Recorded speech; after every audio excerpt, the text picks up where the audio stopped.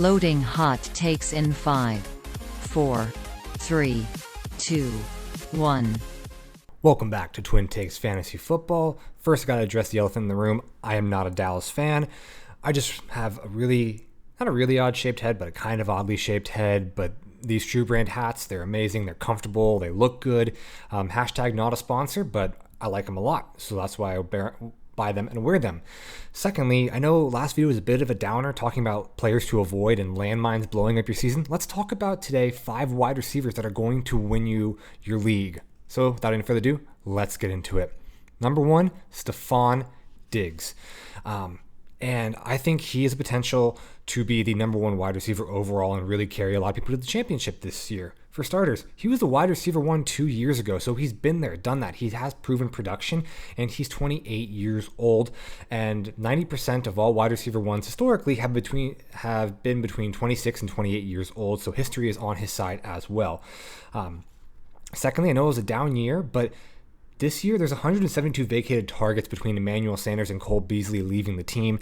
Yes, I know they brought in Jamison Crowder, they brought in James Cook, who's a pass-catching back, but I still think being the incumbent wide receiver 1, that he's going to regress a little bit back towards the mean, and he's going to soak up some of those vacated targets. Thirdly, I want to talk about one of my favorite stats that's not really well known. It's called CROE, and I really encourage you to do some research on this in your own time. But what it stands for is catch receptions over expected. Basically, based on expected receptions, how many times you get the ball and make catches over what you expected them to be. Diggs is just insane in the stat.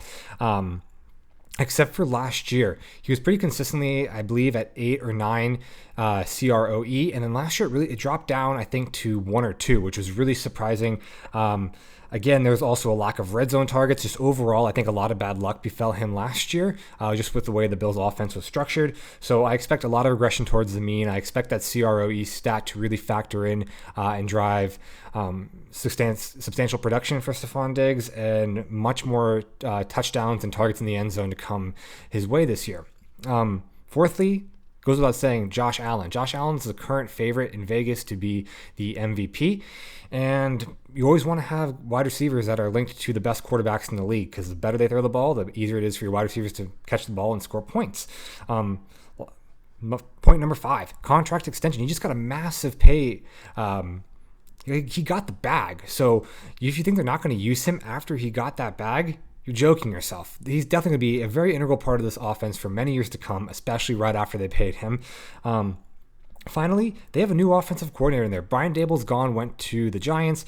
And so when a new offensive coordinator comes in, when their shifts and their regimes, sometimes there's a little bit of that, they don't use any wild schemes or any bizarre trickery. They really regress towards simpler plays and running simpler play calls, and they rely on their stars, which in this case is Stefon Diggs. So those are all the reasons I love Stefon Diggs, and he is my definite number 1 wide receiver. Here he's going in the second round in this draft. However, I think he'd be contention to take at the middle to the end of the first round. Number 2 is Mike Evans, and I don't understand why he's falling to the end of the second round in both Sleeper, ESPN, Underdog. I've done a ton of Underdog drafts where I've been able to scoop him up in the 3rd round, and I think that's just an insane steal. It's just because he has the most amazing opportunity I've ever seen for a wide receiver. There's no Gronk and there's no AB this year. Russell Gage is down with an injury, and Godwin is still coming off that injury. He's not going to be 100% despite the reports coming out that he's going to be ready for week 1. All that's pointing to tons and tons of opportunity for a trusted target for Tom Brady in Mike Evans. Speaking of Tom Brady, I'm not a Patriots fan, but I have to admit he might be the greatest player of all time, and you definitely want a wide receiver attached to the GOAT quarterback of all time. He's going to make throws. He's going to give him tons of opportunity to score points. Also, let's talk about production. Mike Evans has been a top 10 wide receiver 5 separate times with both Tom Brady and with Jameis Winston. That's insane. The production is there. He's going to be a consistent fantasy target, and he's going to put up points. It's just what he does. Also, I think he's point number 4. I think he's a value compared to a lot of risky RBs at similar ADP. You're looking at Javonte Williams and his timeshare with Melvin Gordon, depending on the foot injury, Alvin Kamara, Saquon Barkley with injury, Ezekiel Elliott. Who knows what Zeke's going to do this year?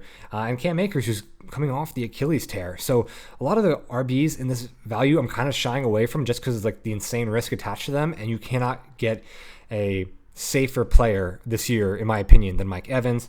And finally, the NFC South is just a bizarrely easy division. I mean, you're going up against the Panthers and the Falcons, who have nothing as far as defenses go. I expect the Buccaneers to put up a ton of points on them and really rack up the points for Mike Evans along the way. Third, Jalen Waddle. I am in love with Jalen Waddle. I'm picking him up every single draft, no matter what the format. He had one of the best rookie seasons of all time, setting the rookie single season pass reception record. And the only thing we're not making a bigger deal out of this is because Jamar Chase had an even more insane season. But if you remove Jamar Chase from what he did last year, Jalen Waddle would not be going here in the 4th round. He would be a second to first overall pick just based on the immense talent and what he's done before. And that was his rookie season. Think about even Justin Jefferson. Jalen Waddle had a better rookie season than Justin Jefferson. That's how insane this is. And people aren't treating it the same. And then sophomore breakup for wide receivers, ever heard of it? I think he's going to be even better this year. And secondly, he has an established connection with Tua. I know the hype is around bringing in Tyreek and the other running back options, but who is Tua comfortable with? Who is Tua throwing the ball to a lot? Who set the rookie reception record with Waddle? It was Tua. They have a connection. They're going to be good. I also think that Mike McDaniels is going to make this just an insane offense. They're going to be high scoring. I'm very in on the Miami offense this season, and that means I even love Waddle even more. He's already taking handoff in a Brian Flores offense, so imagine what he could be doing in the Mike McDaniels offense. I think he's going to be utilized even more, and that's just going to lead to crazy fantasy production for Waddle, whether it's running, catching, touchdown targets, the whole 9 yards. I think he's going to be the next big thing, and this will be, looking back on it, 4th round will be an absolute steal for Waddle. He's another reason why he's in the 4th round though is because of Hill signing. And I get it, Hill's a good player, but we already discussed why I'm down on Hill in the landmine, so I'm not going to rehash that. But like I said, I don't think Hill is going to repeat what he's done. I don't think Hill is going to be the fantasy superstar that he has been in years past. And Hill's old. He's on the older side, and Jalen Waddle has youth on his side. He can bounce back quicker, can recover from injuries easier. I just think that youth dynamic and the connection with Tua is going to lead to a lot of fantasy production for Waddle, more than what people are giving him credit for, and more than what they think he's going to eat into, like a lot of what people think are going to be going to Tyreek Hill. Finally, I'm going to mention it again. My favorite stat of this offseason is CROE, catch receptions over expected. Jalen Waddle has had the highest CROE coming out of college ever at 11.5. That's almost double what Jamar Chase had coming out of college. This dude catches everything thrown his way. He's insane. And you have to think about it. He tore his ACL in his senior season at college. So he's now almost a little bit, he was last year during rookie season, he wasn't even a year removed from that injury. So now that he's fully like a year and a half removed away from that ACL injury, can probably have more faith in his knee, more trust in his knee. Yeah, I think he's going to be insane. So Jalen Waddle might be my favorite receiver of this entire list. And I think that to win, you got to take a risk. And Jalen Waddle is one of the best risks to take at the end of the 3rd, early 4th round. Moving on. I know this is not a very hot take. Everyone's seemingly on this player, but I believe it too. And I'm just going to give you my reasons why. And that's Michael Pittman. Yes, he gets the Matt Ryan bump, a massive upgrade over Wentz. I talked about this in the landmines video. I despise Carson Wentz. I think he's a horrible quarterback. I think he brings the offense down as a whole. And even with Carson Wentz, Pittman was a wide receiver 1. So who knows what he can do with Matt Ryan, who sustained Julio Jones as an amazing wide receiver 1 in fantasy for many, many years. I think the sky's the limit for Michael Pittman with Ryan throwing the ball. Second, there's very little competition for targets. Outside of Michael Pittman, here are the other receiving options on the Indianapolis Colts. Nyheim Hines, Alec Pierce, Paris Campbell. Do any of those names scare you? They don't scare me. I don't think that there's going to be much fantasy relevance of any of those three. Maybe Nyheim Hines will have the random 4 good weeks. Like, he's a great best ball pick, kind of reminiscent we did not last year, but the year before, where he had 4 weeks with 20 points. But I think the overwhelming majority of targets are going to be headed Pittman's way, and I think he will be a fantastic option for fantasy this year.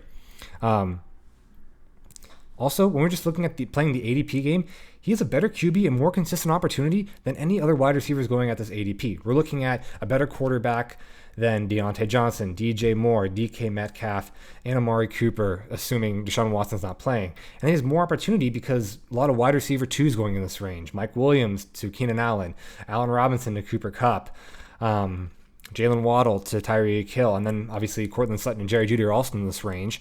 And who knows, going to be the wide receiver 1 or wide receiver 2 there. But between all those guys, I think Pittman is my favorite just because, A, better QB and way more opportunity with both of those factors. So also, not just compared to wide receivers, I think he's a value compared to the other RBs in this round. I'm not a big fan of the running backs in the 4th and 5th round. It's called the running back dead zone for a reason. Don't need to go too much on that. I'm just avoiding all these RB dead zone backs at all costs.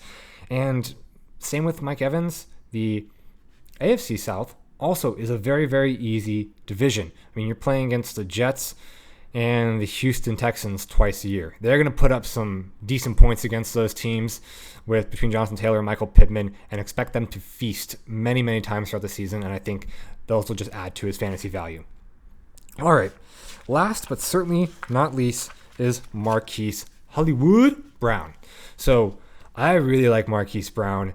And I'll give you a few reasons why. Despite the criminal speeding arrest, despite the concerns around Kyler and the offseason antics, there's just a lot of stuff to go around. First, college connection with Kyler. He was insane in college with Kyler. And why are we getting all this hype about the Devontae Adams and Derek Carr connection?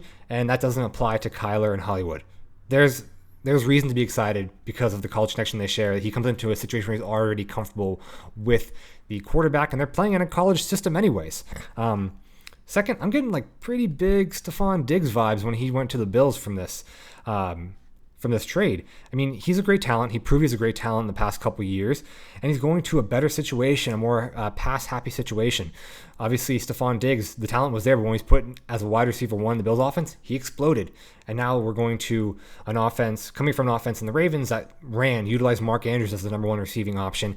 Now, Kyler loves to air it out. Cliff Kingsbury loves his air raid offense. I think Marquise Brown is going to feast in this offense, and his talent's going to be truly utilized. Also, speaking of opportunity, there's no Hopkins for the first 6 games, and really in fantasy, you want off to a strong start. It's not a very long season.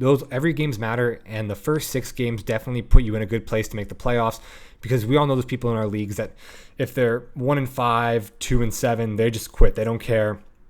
So you never want to be coming from behind down the stretch. You really want to be out in front and have a strong start, and that allows you to make good trades down the stretch, really prepare and trade for the playoffs, and puts you in a much better position to win your league.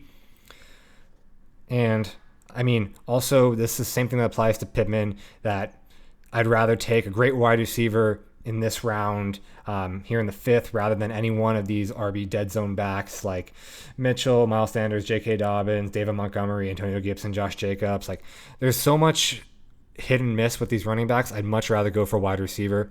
And I think going back to Pittman and Brown, they allow you to stack up some insane talent at running back. If you want to go running back, and then your top 2 wide receivers are Marquise Brown and Michael Pittman, I am in love with that team. So I think there's a ton of wide receiver talent. I think there's a ton of depth this year at wide receiver, and allows you having these guys here, instead of trying to find gold in the RB dead zone, you can take RB early and not have to worry about it for a long, long time. Finally, talk about production. He's been there, done that. He was the top 10 wide receiver before Lamar went down with an injury. He was actually, I believe, the 5th best wide receiver through week 10 of last year. So the production is there. He can do it. So I know the ending of last season kind of left a sour taste in people's mouth, and he really kind of screwed a lot of people during the fantasy playoffs, but he is a talented wide receiver, and I expect him to have a huge bounce back year in this situation under Cliff Kingsbury with Kyler throwing him the ball. Those are my 5 My 5 wide receivers that I think will carry people to championships this year, I do want to throw in one honorable mention, and that's Justin Jefferson, but not for the reason you think. I don't need to explain why Justin Jefferson's good. He's potential number 1 wide receiver overall. In this particular draft, he goes after Cooper Kupp, but I've seen a lot of people actually take Justin Jefferson number 1 overall. But why he's my honorable mention is I think that based on the way the running backs shape out at the top of this year, top of the draft this year, they're kind of older. So I would not be afraid to take Justin Jefferson at the 3rd overall pick. So for me, my top 3 right now is Christian McCaffrey, Jonathan Taylor, Justin Jefferson. I don't think that's crazy, and I think just given the amazing talent that he is and the opportunity that he has in this Kevin O'Connell run offense, that Justin Jefferson should be consideration starting at pick number 3, and that's why he's my honorable mention. Hopefully this helps you determine some draft strategy and nail it with your wide receivers this year.